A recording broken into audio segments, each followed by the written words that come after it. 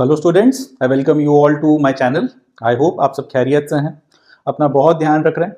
Sincerely आप अपने examination की प्रिपरेशंस में लगे हैं एंड खूब मेहनत कर रहे हैं। तो आज के सेशन में हम लोग 12 जनवरी 2025 का द हिंदू न्यूज़पेपर और इसके इंपॉर्टेंट करंट अफेयर्स को डिस्कस करेंगे। यूपीएससी सिविल सर्विसेज 2025 का जो प्रीलिम्स आने वाला है उसके लिए, एज वेल एज जितने भी दूसरे कॉम्पिटिटिव एग्जामिनेशंस हैं जिसमें करंट अफेयर्स पूछा जाता है, एसएससी सीजीएल हो, रेलवे के एग्जाम्स हो, स्टेट पब्लिक सर्विस कमीशन के एग्जामिनेशंस हो या कोई दूसरे एग्जामिनेशन, उन सब के लिए भी हम लोग करंट अफेयर्स को आज के सेशन में कवर करेंगे।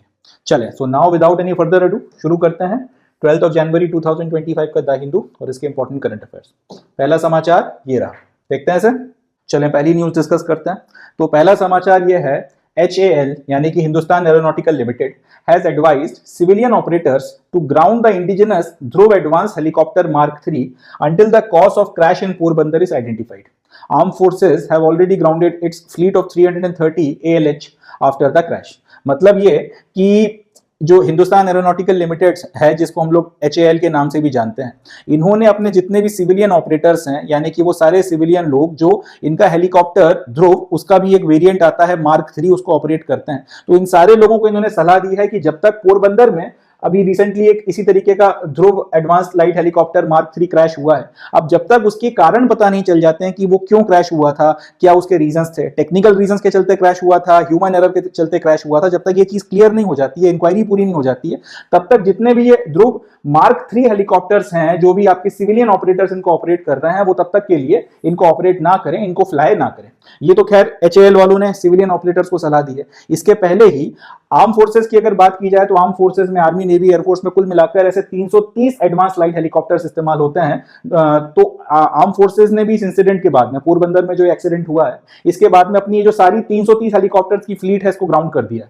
तो काफी बड़ी न्यूज बन गई है और इसके चलते अब हमारे लिए जरूरी हो जाता है एक सीरियस एस्पिरेंट के तौर पर कि हम लोग ये ध्रुव हेलीकॉप्टर के बारे में भी हम लोग पूरा इंटायरिटी में पढ़ के कवर करें, प्लस ये पूरी न्यूज के बारे में हमारे पास में इंफॉर्मेशन होनी चाहिए, ना सिर्फ यूपीएससी के लिए मगर डिफेंस के जितने एग्जामिनेशन है खास तौर से उनके लिए न्यूज बहुत ज्यादा काम की। तो पहले तो ये पोरबंदर का जो क्रैश है इसके बारे में थोड़ा बात करते हैं। समाचार यह है कि 5 जनवरी को कोस्ट गार्ड की एक रेगुलर ट्रेनिंग सॉर्टी होती है, अपने पायलट्स वगैरह को वो ट्रेन कर रहे होंगे, या किस तरीके से इन हेलीकॉप्टर्स की मदद से आपने पूरा कोस्ट गार्ड की जो ड्यूटीज एंड फंक्शंस को का निर्वहन करना है, इसको लेकर जो भी उनकी ट्रेनिंग वगैरह चल रही होगी, तो इसकी एक रेगुलर ट्रेनिंग सॉर्टी उड़ रही थी। अब ये एडवांस लाइट हेलीकॉप्टर की ये जो ट्रेनिंग सॉर्टी है 5 जनवरी को क्रैश हो गई।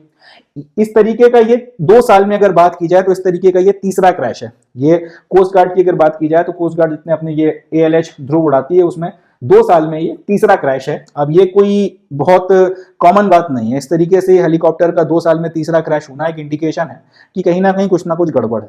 तो अब जो है कोस्ट गार्ड ने अल्टीमेटली एक इंक्वायरी कमेटी सेटअप करी है जो इस पूरे इशू को देख रही है कि भाई एक्चुअल में रीजन क्या है कि इतने ये जो 2 साल में ये तीसरा क्रैश हमको एडवांस लाइट हेलीकॉप्टर ध्रुव का देखने को मिल रहा है। टेक्निकल रीजंस हैं, हमारे पायलट्स के साथ में कोई दिक्कत है, कोई और वजह आ गई थी, अब हमको ये क्लियर करना पड़ेगा, इसको फोरगो नहीं किया जा सकता, इसको हम लोग ऐसे नजरअंदाज नहीं कर सकते। And according to a source in helicopter industry, HAL has informed its operators that helicopter didn't responded to pilot's control input in final 3-4 seconds. अब कई सारे ये हालांकि न्यूज में छपा है, इसको मैं कंफर्म या डिनाई नहीं कर सकता। द हिंदू न्यूज़पेपर में जहां से मैंने ये नोट्स बनाया वहां पर इस चीज को मेंशन किया गया था कि हेलीकॉप्टर इंडस्ट्री में कुछ सोर्सेज हैं, उन्होंने इन लोगों को बताया था ये न्यूज पब्लिश करने के पहले कि HAL ने अपने ऑपरेटर्स को ये भी इन्फॉर्म किया है कि क्रैश होने के जो पहले के 3-4 सेकंड्स हैं उसमें आपका जो पायलट ने जो भी कंट्रोल इनपुट दिए थे हेलीकॉप्टर को, हेलीकॉप्टर ने उनको रिस्पॉन्ड ही नहीं किया। तो कहीं ना कहीं यहां पर शायद एक इशारा है, अगर ये बात या फिर ये फैक्ट सच है तो कहीं ना कहीं यहां पर एक इशारा है कि कोई टेक्निकल इशू है और इस टेक्निकल इशू को रिजॉल्व करना जरूरी है क्योंकि ह्यूमन लाइव्स इन्वॉल्व हैं। इसके अलावा आर्म फोर्सेज में एक पायलट बनाने में बहुत मेहनत लगती है, पूरा सिलेक्शन प्रोसीजर से लेकर ट्रेनिंग तक का जो पूरा प्रोसेस है बहुत कॉम्पिटिटिव है, बहुत चैलेंजिंग है, बहुत मुश्किल से आपका एक पायलट बनकर तैयार होता है। और इस तरीके के टेक्निकल इश्यूज के चलते हम अपने इंपॉर्टेंट बेशकीमती जो पायलट्स हैं उनको इस तरीके से नहीं खो सकते आखिरी के 3-4 सेकंड में, क्योंकि देखें जब आप एविएशन में है तो एक सेकंड मैटर करता है, माइक्रो सेकंड मैटर करता है। क्रैश के 3-4 सेकंड पहले अगर सच में ऐसा हुआ है कि आपके हेलीकॉप्टर ने रिस्पॉन्ड नहीं किया आपके इनपुट्स का, कंट्रोल इनपुट जो भी दिए जा रहे हैं, तो फिर ये बहुत बड़ी घटना है, बहुत बड़ी बात है अगर ये बात सच है तो इस तरीके की जो खबरें जो है निकल कर आ रही हैं। अब अगर हम लोग इस पूरे एडवांस लाइट हेलीकॉप्टर ध्रुव की बात करें तो 20 सालों के, ये लगभग 20 सालों से ऑपरेट हो रहा है। तो इन 20 सालों के ड्यूरेशन में, लगभग 24 सालों से ऑपरेट हो रहा है, सॉरी, ये लगभग 24 सालों के ड्यूरेशन में इस तरीके के 20 क्रैशेस जो हैं वो हो चुके हैं। ये ऑल्दो काफी कम नंबर है एंड इसी के चलते इतने बड़ी मात्रा में इन हेलीकॉप्टर्स का इस्तेमाल भी किया जा रहा है। मगर रिसेंटली जो ये क्रैशेस बहुत ज्यादा बढ़े हैं, ये काफी ज्यादा क्रैशेस जो लगातार होना शुरू हुए हैं, ये कहीं ना कहीं चिंता का विषय है। इसका परफॉर्मेंस अच्छा रहा है 24 साल में, अगर इस तरीके के 20 क्रैश अगर देखने को मिलता है तो, और उसमें भी सारे के सारे टेक्निकल फॉल्ट्स के चलते नहीं हुआ है, कहीं पर मौसम का कुछ इशू आ गया है, कहीं पर कुछ ह्यूमन एरर भी रहा होगा। तो पॉइंट यह है कि ये एक अच्छा हेलीकॉप्टर था, मगर रिसेंटली जो आपके क्रैशेस वगैरह बढ़े हैं उसको चेक करना जरूरी हो जाता है। तो ये तो जो है अपना पूरा समाचार हो गया। अब एडवांस लाइट हेलीकॉप्टर ध्रुव क्योंकि न्यूज में आ गया है तो इसके बारे में अब अपने को थोड़ा सा नॉलेज भी होना चाहिए। अब हम लोग इसके स्पेसिफिकेशंस को डिटेल में डिस्कस करेंगे और समाचार भी जो है यहीं से बनकर आता है। तो पहले तो उसकी फोटोग्राफ देख लीजिए कि ALH ध्रुव जो है वो दिखता कैसा है। यहाँ नेवी के द्वारा जो ऑपरेट किया जा रहा है उसकी फोटोग्राफ मैंने आप लोगों के लिए लगाई है। मोरलेस ये जैसे ही होते हैं, थोड़ा बहुत स्पेसिफिकेशंस अगर हम लोग नहीं देखें तो मोरलेस हेलीकॉप्टर इस तरीके का देखने को मिलता है। चले अब थोड़ा सा इसके बारे में बात कर लेते हैं। About advance light helicopter ALH Dhruv. Advanced Light Helicopter Dhruv is a multi-role and multi-mission light utility helicopter in the 5.5 ton weight class intended for both military and civil operations. तो ये जो हेलीकॉप्टर है इसको लगभग, इसका वजन जो है वो 5.5 टन के आसपास है, या 5.5 टन की वेट क्लास में इस हेलीकॉप्टर को बनाया गया है। और इसको बनाने के पीछे मिलिट्री प्लस सिविलियन दोनों तरीके के जो हैं ऑब्जेक्टिव्स को ध्यान में रखा गया था। यानी कि मिलिट्री के पर्पस के लिए भी इसका इस्तेमाल किया जा सकता है, सिविलियन पर्पस के लिए भी इसका इस्तेमाल किया जा सकता है। और न्यूज के अपन ने अभी डिस्कस किया ही था न्यूज के पहले वाली स्लाइड में कि सिविलियन कॉन्ट्रैक्टर्स को अभी मना किया गया है कि भाई कुछ वक्त तक के लिए इसको ना उड़ाओ, और मिलिट्री वाले जो फ्लीट है वो उन्होंने पहले ही जो है इसको अभी ग्राउंड करके रखा है। मतलब ये कि सिविलियंस भी इसका इस्तेमाल कर रहे हैं, मिलिट्री भी इसका इस्तेमाल कर रही है, तो मल्टीपर्पज जो है इसको बनाया गया है। कई सारे आपके ऑब्जेक्टिव्स जो हैं वो ये पूरा कर सकता है, कई सारे रोल्स ये परफॉर्म कर सकता है, मिलिटरीली इसका इस्तेमाल किया जा सकता है और सिविलियंस भी जो है इसका यूज कर सकते हैं। It is developed indigenously by Hindustan aeronautical limited. अब ये बहुत इंपॉर्टेंट पॉइंट है कि इसका निर्माण किसने किया है, इसको HAL ने बनाया है। और सबसे बड़ी बात, इसको इंडिजिनियसली बनाया गया, यानी कि ये पूरी तरीके से स्वदेशी है, पूरी तरह से भारत में निर्मित है। एंड विदेश की अगर बात की जाए, बाहर से इसको इंपोर्ट नहीं किया गया। जनरली अपने साथ एक बहुत बड़ा इशू है कि हम लोग ज्यादातर अपना जो डिफेंस इक्विपमेंट है वो बाहर से इंपोर्ट करते हैं। हालांकि ये चीज काफी हद तक चेंज हो रही है, काफी सारी चीजें हमने खुद बनाना शुरू कर दी हैं, काफी सारी चीजों में अब हम लोग पार्टनरशिप कर रहे हैं। बट यहाँ पे एक इंटरेस्टिंग बात है कि HAL ने इसको इंडिजिनसली डेवलप किया था। इसको पूरी तरह से स्वदेशी है, भारत में इसका निर्माण हुआ था। The ALH choppers are operated by all the three defense forces including the army, navy and air force along with the Indian coast guard। अब ये बहुत इंपॉर्टेंट पॉइंट है कि ये जो ALH है इसको हमारी जितनी भी डिफेंस फोर्सेस हैं वो सब इस्तेमाल करती हैं। आर्मी भी इन हेलीकॉप्टर्स का यूज करती है, नेवी भी करती है, एयरफोर्स भी करती है, और नेवी के साथ ही साथ कोस्ट गार्ड जो है वो भी इन हेलीकॉप्टर्स का इस्तेमाल अपने ऑपरेशंस में करती हैं। तो इससे एक बात ये भी समझ में आती है कि बहुत रिलायबल हेलीकॉप्टर है और इसका परफॉर्मेंस या फिर इसकी सर्विस जो है वो बहुत बढ़िया है। ये बात भी जो है अपने को यहां पर समझ में आती है, ये बात भी यहां से अपनी क्लियर होती है। The major variants of Dhruv are classified as Dhruv MK1, MK2, MK3 and MK4। तो ये जो ध्रुव हेलीकॉप्टर है इसके अपने कुछ वेरिएंट्स भी आते हैं, कई सारे वेरिएशन में हमको देखने को मिलता है। जैसे अगर हम लोग फोन्स की बात कर लें, आईफोन की बात कर लें, तो आईफोन 15 भी है, 16 भी है, 14 भी है, 13 भी है। इसी तरीके से ध्रुव हेलीकॉप्टर के कई सारे वेरिएंट्स हैं।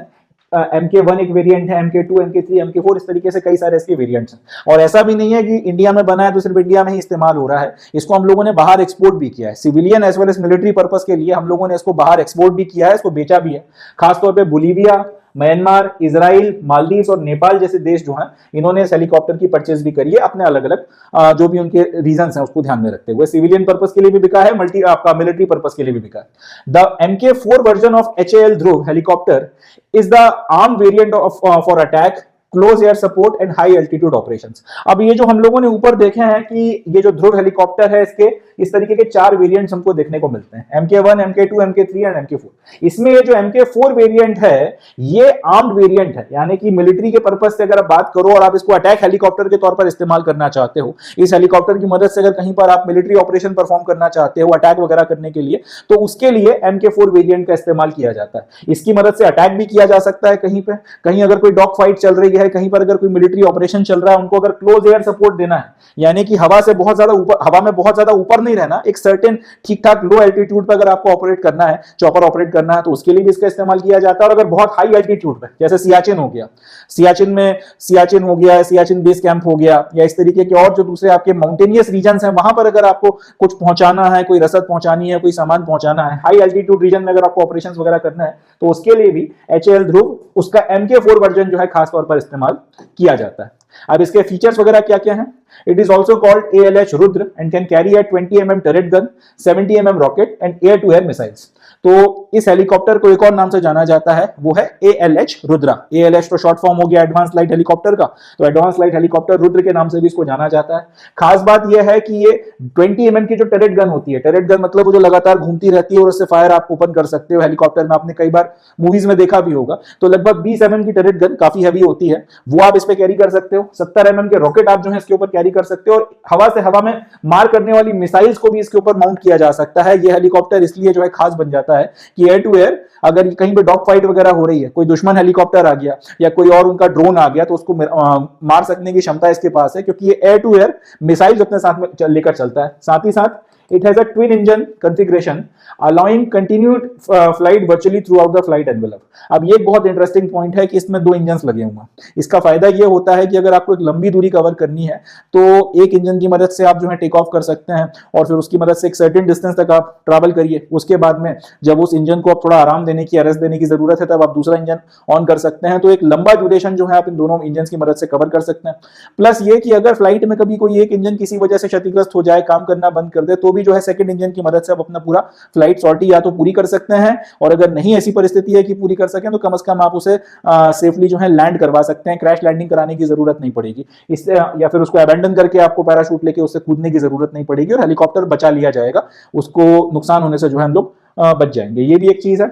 इसके अलावा it has a maximum take off weight of 5800 kg and a range of 590 km। तो लगभग 5800 kg इसका खुद का वेट, और इसमें जो बाकी सारा सामान डाला गया है, उस सबको मिला के लगभग 5800 किलोग्राम के वजन के साथ में टेक ऑफ कर सकता है, और एक बार में 590 किलोमीटर तक का जो है इसका रेंज है।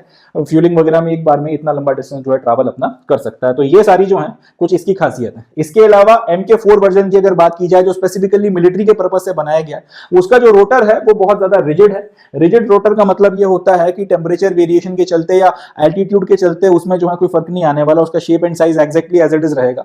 इस रिजिड रोटर के चलते वो कई सारे आपके एग्रेसिव मैन्यूवर्स जो है एयर में कर सकता है। मतलब ये कि मूव करते करते एकदम से टर्न लेके पीछे की तरफ में आना, या फिर एकदम से ऊपर उठ जाना, एकदम से नीचे की तरफ में आना। जनरली अगर आपके पास में एक हैवी हेलीकॉप्टर है, तो ये जो मैन्यूवर्स है इसको कराने में आपको थोड़ा सा टाइम लगता है। यानी कि जैसे अगर आप ऊपर जाना चाहते हैं, तो सर्टेन कुछ आपको सेकंड्स लगेंगे जिसमें वो मैन्यूवर कुछ इस तरीके से होगा। इसकी खासियत यह है कि ये यूं ना करके डायरेक्टली चलते चलते एकदम से ऊपर उठ सकता है, या फिर एकदम से ऊपर से एकदम से नीचे आ सकता है। बाकी फिर आपको ऊपर से नीचे की तरफ आना है, तो कुछ वेरिएशन इस तरह से होगा, कुछ मैन्यूवरिंग इस तरीके से होगी, लगभग इस तरीके का जो है आपका कर्व आएगा। बट ये डायरेक्टली इस तरीके से जो है डिसेंड कर सकता है, तो ये या फिर एकदम से जो है आपका मूव कर सकता है। इस तरीके की जो एग्रेसिव मैन्यूवर्स हैं, जो डॉग फाइट में या एयर टू एयर अगर कहीं कॉम्बैट हो रहा है हेलीकॉप्टर के साथ या किसी ड्रोन के साथ, तो उसमें अपने लिए काफी ज्यादा हेल्पफुल होता है। इसके चलते भी MK4 वेरिएंट जो है ये आर्म फोर्सेस की पहली पसंद है। And it has a dedicated electronic warfare suit for self protection. Obviously बात है, अगर एयर डॉग फाइट हो गई कहीं पर, या फिर अगर इस तरीके का कहीं पे एयर कॉम्बैट हो गया, तो अपने प्रोटेक्शन के लिए भी आपको कुछ इलेक्ट्रॉनिक इक्विपमेंट्स वगैरह होने चाहिए, पूरा एक प्रोटेक्शन होता है उसका। तो वो सारी व्यवस्था भी इसमें की गई है, जैसे कि इसमें रडार का सिस्टम है, मिसाइल डिटेक्टर्स इसमें लगे हुए हैं, इंफ्रारेड जामर्स लगा रखे हैं, चैफ हो गया, फ्लेयर डिस्पेंसर्स हो गए, ये सारी चीजें भी इसमें शामिल की गई हैं, ताकि अपना खुद का भी जो है प्रोटेक्शन कर सके और वॉरफेयर में अच्छे से अच्छा जो है परफॉर्मेंस वगैरह ये दे सके, और जो भी ऑब्जेक्टिव्स वगैरह उनको पूरा कर सके। तो ये जो है पूरा अपना समाचार है। अब यहां से ये जो न्यूज है कि HAL वालों ने एडवाइस किया है कि भाई इसको ग्राउंड कर दो और ये सारी चीजें, इस सबसे तो क्वेश्चन नहीं बनेंगे, मगर क्योंकि इसके चलते ध्रुव हेलीकॉप्टर न्यूज में आ गया है, तो यहां से समाचार अपने बनकर तैयार होता है। पहला क्वेश्चन तो यही कि इसको बनाया किसने है, जवाब हो जाएगा HAL या फिर हिंदुस्तान एरोनॉटिकल लिमिटेड ने इसको बनाया है। दूसरा ये कि इसके कितने वेरिएंट्स आते हैं, तो इसके 4 वेरिएंट्स आते हैं, MK1, MK2, MK3, MK4। किस वाले को ग्राउंड करने की बात की गई है, जवाब हो जाएगा MK3 वेरिएंट को ग्राउंड करने की बात की गई है। बाकी MK1, MK2 और MK4 के लिए कुछ नहीं बोला गया। मिलिट्री वेरिएंट कौन सा है, जवाब हो जाएगा MK4 वेरिएंट जो है वो मिलिट्री वेरिएंट है। एंड इसके अलावा ये कि भाई ये HAL वालों ने इसको मतलब क्या इंपोर्ट किया था, टेक्नोलॉजी ट्रांसफर की थी, कैसे किया, तो जवाब है ये इंडिजिनसली बनाया गया है, इंडिजिनसली इसको बनाकर तैयार किया गया, पूरी तरह स्वदेशी निर्मित है। लास्टली आर्म फोर्सेस के जो तीनों विंग्स हैं, army, navy, air force along with coast guard, वो सब इसका इस्तेमाल करते हैं। Civilian as well as military दोनों पर्पसेस के लिए इसका इस्तेमाल किया जा सकता है। तो ये कुछ इसके इंपॉर्टेंट एस्पेक्ट्स हैं जो अपने को ध्यान रखना है। यहां से ये कुछ क्वेश्चंस वगैरह अपने बनकर तैयार हो सकते हैं। लास्टली कि हम लोगों ने इसको किन किन देशों को एक्सपोर्ट किया है, तो ये ध्यान रखना पड़ेगा, बोलीविया, म्यांमार, इजराइल, मालदीव और नेपाल, इतने देशों को जो है ये इंपोर्ट कर दिया गया है, एक्सपोर्ट कर दिया गया है, और भी शायद देशों को आगे जाकर हम लोग इसको बेचेंगे। चले, तो इतने कुछ क्वेश्चन हैं जो यहां से बनकर अपने तैयार हो सकते हैं, ये अपने को ध्यान रखना है। नेक्स्ट न्यूज देखते हैं। चले नेक्स्ट न्यूज डिस्कस करते हैं। इसमें न्यू दिल्ली में जो नया नेशनल म्यूजियम बना के तैयार किया जा रहा है उसको हम लोग डिस्कस करेंगे। तो ये जो नया नेशनल म्यूजियम बन रहा है नई दिल्ली में, इसका नाम रखा गया है युग युगीन भारत। ध्यान रखिएगा, युग युगीन भारत जो है इसका नाम रखा गया है। North Block and South Block in the National Capital will house the new National Museum. Here artifacts will be chronologically arranged. अब ये जो म्यूजियम है ये बनाया कहां पर जा रहा है? जवाब है नॉर्थ ब्लॉक और साउथ ब्लॉक का जो इलाका है न्यू दिल्ली का, वहां पर इस म्यूजियम को डेवलप किया जा रहा है। अब जिन लोगों को न्यू दिल्ली के बारे में थोड़ा सा अंदाजा है उनको पता होगा, जिनको नहीं पता उनके लिए बता रहा हूं। नॉर्थ ब्लॉक और साउथ ब्लॉक वो रीजन्स हैं जहां पे सेंट्रल गवर्नमेंट की जितनी भी आपकी बड़ी बड़ी मिनिस्ट्रीज हैं उनके ऑफिसेज यहाँ पर हैं, उनके जितने भी मेजर बाबूज वगैरह हैं वो यहाँ पर बैठते हैं, उनके ऑफिसेज यहाँ से ऑपरेट करते हैं। अब जब से ये सेंट्रल विस्टा प्रोजेक्ट आया है उसके बाद से ये जो नॉर्थ ब्लॉक और साउथ ब्लॉक के ज्यादातर ऑफिसेज हैं इनको एक सेंट्रल सेक्रेटेरिएट बिल्डिंग है वहां पर शिफ्ट किया जा रहा है। तो ये सेंट्रल सेक्रेटेरिएट बिल्डिंग में इनको शिफ्ट करने के बाद में नॉर्थ ब्लॉक और साउथ ब्लॉक पूरी तरह से खाली हो जाएगा। तो अब इसका क्या किया जाए, तो इसका फिर अब किया ये जा रहा है कि पूरा रिफर्बिशमेंट हो रहा है और इन बिल्डिंग्स में अल्टीमेटली ये नया नेशनल म्यूजियम जिसका नाम युग युगीन भारत है इसको स्टैब्लिश किया जाएगा। एंड यहाँ पर फिर जितने भी आर्टिफैक्ट्स रखे जाएंगे, सबसे इंपॉर्टेंट बात यही है, इनको क्रोनोलॉजिकल तरीके से अरेंज किया जाएगा। आर्टिफैक्ट्स का मतलब क्या होता है, जितने भी एंटीक्स या जितने भी सामान मिले हैं जो म्यूजियम में डिस्प्ले के लिए या प्रदर्शनी के लिए रखे जाते हैं उनको आर्टिफैक्ट बोला जाता है। अब इन आर्टिफैक्ट्स को इनको क्रोनोलॉजिकल ऑर्डर में इस तरह से अरेंज किया जाएगा कि एंशिएंट इंडिया में या फिर उसके भी पहले का जो प्री हिस्टोरिक इंडिया था उसमें जैसे 10,000 साल पहले जो चीज मिली उसको सबसे पहले रखेंगे, उसके बाद 9,000 साल 8,000 साल जो क्रोनोलॉजी है उसको मेंटेन किया जाएगा। इसी तरह से अगर एंशिएंट इंडिया की बात की जाए तो आपका एक सीक्वेंस जो है उसको फॉलो किया जाएगा कि पहले जो है आपका जैसे वैदिक पीरियड था तो उसके फिर आर्टिफैक्ट्स रखे जाएंगे, उसके बाद में फिर बुद्धिज्म जैनिज्म के, उसके बाद फिर आगे बढ़ेंगे तो फिर बुद्धिज्म में भी जो सबसे पहले आपका थेरावदा बुद्धिज्म था उसके बाद में फिर महायान बुद्धिज्म आया, महायान बुद्धिज्म से फिर तंत्र बुद्धिज्म आया। इस तरह से जो क्रोनोलॉजिकल तरीके से हमारी हिस्ट्री आगे बढ़ी है इन सारे आर्टिफैक्ट्स को भी उसी क्रोनोलॉजिकल तरीके से जो है अरेंज किया जाएगा ताकि जो भी हिस्ट्री के एंथुसियास्ट हैं और जो आपके रिसर्चर्स हैं उनको एक सही अंडरस्टैंडिंग मिल सके, सही तरह से जो है वो समझ सकें कि किस सीक्वेंस में जो है भारत का इतिहास आगे बढ़ा है और पास्ट से प्रेजेंट तक जो है निकल कर आया है, उसका पूरा सीक्वेंस जो है यहाँ पर सही तरीके से मैनेज किया जाएगा। अब ये जो प्रोजेक्ट है बेसिकली फ्रांस में ग्रैंड प्रोजेक्ट्स किए जाते थे उसकी तर्ज पर किया जा रहा है। फ्रांस में क्या होता था कि जैसे कोई सरकारी बिल्डिंग है या फिर कोई पुरानी सरकारी बिल्डिंग्स हैं, अब उनका कोई प्रयोजन नहीं रह गया, उनका इस्तेमाल अभी जो है नहीं हो रहा, मगर वो इतनी भी पुरानी नहीं हुई है कि उनको डिमोलिश किया जाए और उनकी जगह में नई बनाई जाए, या फिर अगर उनका कुछ हिस्टोरिकल इंपॉर्टेंस है और आप उनको डिमोलिश नहीं कर सकते तो फिर फ्रांस में क्या किया जाता है, इस तरीके की फिर बिल्डिंग्स को, सरकारी ऑफिस वगैरह को, गवर्नमेंट पैलेसेस वगैरह हो गए, इनको रिफर्बिश किया जाता है और फिर या तो इनमें होटल खोले जाते हैं या फिर इनमें इस तरीके की म्यूजियम्स बनाए जाते हैं या आर्ट गैलरीज बनाई जाती हैं, इस तरीके की चीजें की जाती हैं। उससे फिर टिकट वगैरह लगा के सरकार पैसा कमाती है। ये जो प्रोजेक्ट्स हैं ये कहलाते हैं ग्रैंड प्रोजेक्ट्स। तो इसी ग्रैंड प्रोजेक्ट जो फ्रांस में होता है उसी की तर्ज पर सरकार यहां पर भी अब ये कर रही है कि जो हमारी आपकी जो गवर्नमेंट बिल्डिंग्स हैं इनको आइकॉनिक कल्चरल स्पेसेस में ट्रांसफॉर्म किया जा रहा है। आप सोच के देखिए, नॉर्थ ब्लॉक और साउथ ब्लॉक की वो ऑफिसेस जहां पे भारत सरकार ने आजादी के बाद से लेके अभी तक, इनफैक्ट भारत सरकार की बात क्यों करें, अंग्रेजों की भी बात करते हैं, नई दिल्ली जब बनी थी तब से लेके अभी तक जितने भी भारत के सबसे इंपॉर्टेंट फैसले हुए हैं केंद्र सरकार के द्वारा सारे वहीं पर लिए गए। तो उन बिल्डिंग्स का भी अपना एक हिस्टोरिकल इंपॉर्टेंस है। अब उसमें एक ऐसा म्यूजियम बनाना जो भारत की आदि से लेके अभी तक की बात कर रहा है, ये इसको एक आइकॉनिक स्पेस में कन्वर्ट करेगा। प्लस यहां से सरकार पैसा भी कमाएगी और अगर ये फेमस होता चला जाता है तो फिर इसका भी जो है कल्चरल सिग्निफिकेंस बन जाएगा। तो ये सारी जो चीजें हैं फ्रांस में की जाती हैं। लूर्वे म्यूजियम हो गया या इस तरीके की और दूसरी बिल्डिंग्स वगैरह हो गई, वो ऐसे ही ग्रैंड प्रोजेक्ट्स के तहत में बनाई जाती हैं। उसी की तर्ज पर अब भारत में भी जो है ये प्रोसेस आपका चालू हो गया है। और सबसे पहले ये युग युगीन भारत अगर कामयाब होता है तो इसी तरीके की जो दूसरी बिल्डिंग्स हैं शायद उनके साथ में भी ये ग्रैंड प्रोजेक्ट की स्ट्रैटेजी को आगे कंटिन्यू किया जाए। और अगर ये अच्छा चल जाता है तो हो सकता है कल को कुछ स्टेट गवर्नमेंट्स वगैरह भी इसको फॉलो करें और अपनी कुछ आइकॉनिक बिल्डिंग्स को इस तरीके से ट्रांसफॉर्म करें एंड उससे फिर वो भी पैसा वगैरह कमाए, रेवेन्यू बनाए और कल्चरल स्पेसेस वगैरह में जो है आइकॉनिक अपनी सरकारी बिल्डिंग्स को आइकॉनिक कल्चरल स्पेसेस में वो ट्रांसफॉर्म करने में कामयाब हो जाए। खैर जो भी हो वो बात की बात है। एक बार अपना जब ये नया नेशनल म्यूजियम बनकर तैयार हो जाएगा तो उसमें लगभग 25 से 30 हजार के करीब आर्टिफैक्ट जो है दुनिया भर के, इनको इसमें प्रदर्शित किया जाएगा, प्राइमरीली इंडिया से रिलेटेड और इंडिया के बाहर के भी कुछ आर्टिफैक्ट्स जिनका हिंदुस्तान से किसी तरह से कोई लेना देना होगा, यहां पर इनकी प्रदर्शनी लगाई जाएगी। और जब ये होगा, ये 25 से 30 हजार के करीब आर्टिफैक्ट्स जब यहाँ पे प्रदर्शनी में लगाए जाएंगे, इन दैट कंडीशन ये दुनिया का सबसे बड़ा म्यूजियम जो है तब बन जाएगा। It will be the largest museum of the world in that particular condition. तो ये कुछ खास बातें हैं जो इस युग युगीन भारत म्यूजियम के बारे में अपने को ध्यान रखनी है। चले आगे बढ़ते हैं, नेक्स्ट न्यूज देखते हैं। चले नेक्स्ट न्यूज देखते हैं। तो अगला समाचार है, India has joined United nation committee of experts on big data and data science for official statistics. मतलब यह कि भारत ने यूनाइटेड नेशंस की एक कमिटी है जो बिग डाटा और data science for official statistics के पर्पस के लिए बनाई गई है, इसको ज्वाइन कर लिया है भारत ने। अब आगे हम लोग इस न्यूज को डिस्कस करें उसके पहले थोड़ा सा बात करते हैं बिग डाटा के ऊपर कि बिग डाटा होता क्या। अगर सिंपल जैसे आपको जो ये नाम है इसी से समझ में आ रहा है कि अगर आपके पास में कहीं पे बहुत ज्यादा बड़ी मात्रा में अगर डाटा इकट्ठा हो जाता है और फिर उसका अगर आप एनालिसिस वगैरह करके कुछ समाज में या फिर एक बहुत बड़े ग्रुप ऑफ पीपल का बिहेवियर या फिर उनका कुछ पैटर्न अगर आप प्रेडिक्ट कर सकते हो तो उस डाटा को हम लोग बिग डाटा बोलते हैं। इसको एक तरीके से एक एग्जांपल की मदद से समझते हैं।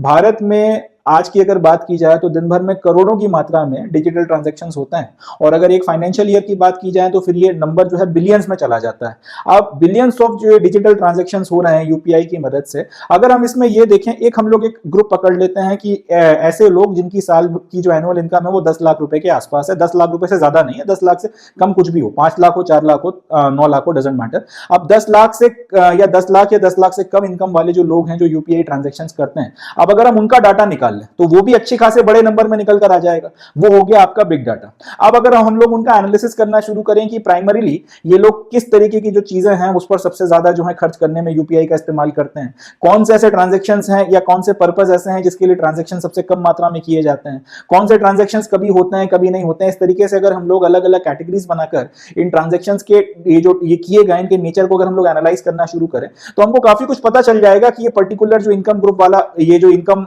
वाला जो ग्रुप है इसका स्पेंडिंग बिहेवियर कैसा है। उसके बेसिस पर फिर हम लोग या तो उनको टारगेट करते हुए कुछ प्रोडक्ट्स बना सकते हैं या और भी उसका कुछ फाइनेंशियल जो है एनालिसिस करके कुछ ना कुछ हम लोग उसका इस्तेमाल कर सकते हैं। तो इस तरीके का डाटा जो काफी बड़ी मात्रा में हो, बहुत बिग चंक ऑफ डाटा जो आपके पास में होता है, इसको बिग डाटा, इसको ना सिर्फ बिग डाटा बोला जाता है, इसको आप ऐसे समझें कि इस डाटा जिसका एनालिसिस कर आपको एक बहुत बड़े ग्रुप ऑफ पीपल के बिहेवियर पैटर्न्स पता चलते हैं, इसको हम लोग बिग डाटा बोलते हैं। तो इस तरीके का डाटा और खास तौर पर इस तरीके की जो डाटा साइंस है अगर उसका एनालिसिस वगैरह करने को ध्यान में रखकर एक कमेटी बनाई गई है और उसमें इंडिया को जो है एक मेंबर बनाया गया।